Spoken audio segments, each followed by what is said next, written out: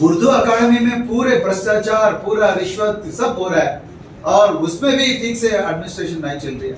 तो उसमें भी वक्त में 65 गज का जमीन देना करके पहले से ही बोल रहे थे। हमारा डिमांड यही था, हर मुसलमान को वक्फ लैंड से 65 गज का जमीन देना चाहिए, वो भी नहीं दे रहा। किसका गलती क्या है? सिर्फ 5,000 दे रहे, बाकी धर्मों में तो तुम और ज्यादा पैसे दो, 18,000 दे रहे बाकी धर्मों में।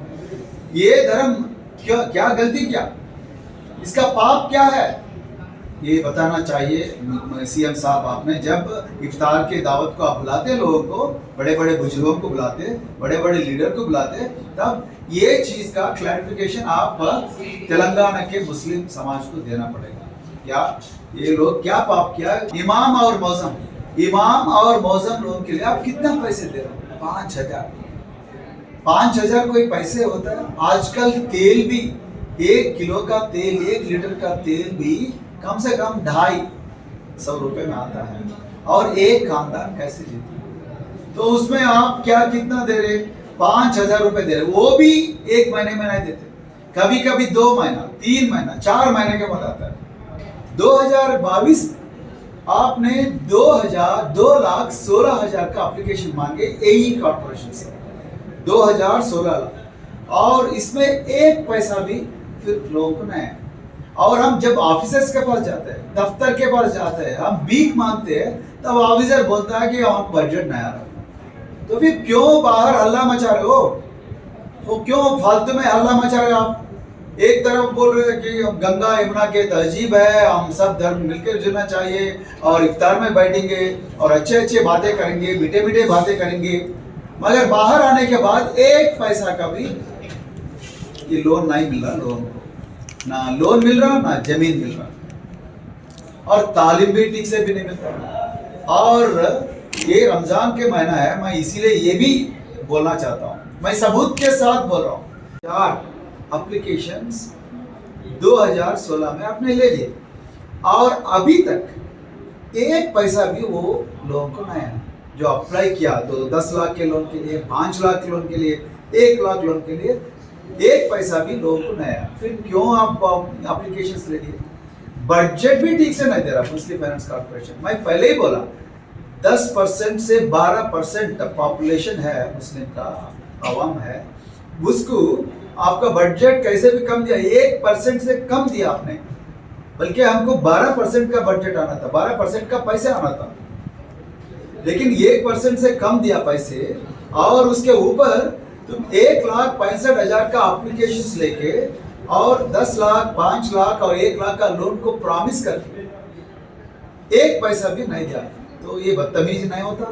मैं ये भी पूछना चाहता हूँ केसीआर जी को, माइनॉरिटी फाइनेंस कॉर्पोरेशन, आप बार बार बोल रहे हैं हमारा तेलंगाना बहुत दौलत वाली रियासत है। इस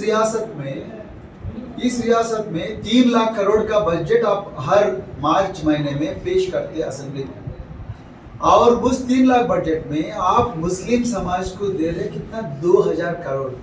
कहाँ का 3 लाख करोड़ और कहाँ 2,000 करोड़? यानी कि मुस्लिम समाज का परसेंटेज पॉपुलेशन 12% है।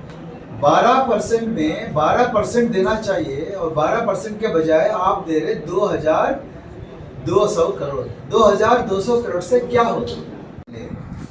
इंसाफ दीजिए, ये सवाल का जवाब दीजिए, क्योंकि कदीर खान भी एक तेलंगाना के लिए लड़ाई किया।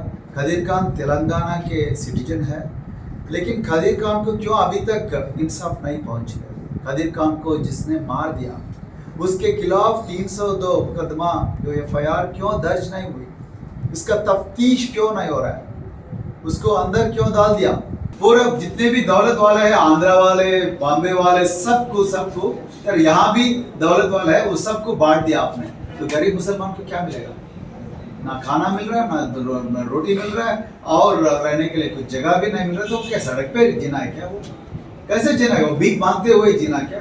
उसका गलती क्या है? वो तेलंगाना के लिए संघर्ष किया, तेलंगाना की लड़ाई किया, आप लोगों को वोट डाला, आप लोगों को सत्ते पे बिठाया, तो फिर गद्दे पे बिठाया, फिर भी वो आपके उसके खिलाफ आपने ना इंसाफी कर रहे हैं। ये तो रमजान के महीना है, कुरान में लिखा गया है इफ्तार के बारे में, तो अब इसके मजहब में जो भी चीज होता है उसके खिलाफ नहीं है, लेकिन आप सिर्फ दिखावा के लिए ये इफ्तार दे रहा है, लेकिन इंसाफ चाहिए। आज हर मुसलमान को इंसाफ चाहिए, यही चीज मैं बोलना चाहता हूँ। तब जब तक आप इंसाफ नहीं देते, जब तक मुस्लिम फाइनेंस कॉर्पोरेशन में पैसे नहीं जाते, जब तक 65 गज का जमीन हर मुसलमान को नहीं आते, तब तक आप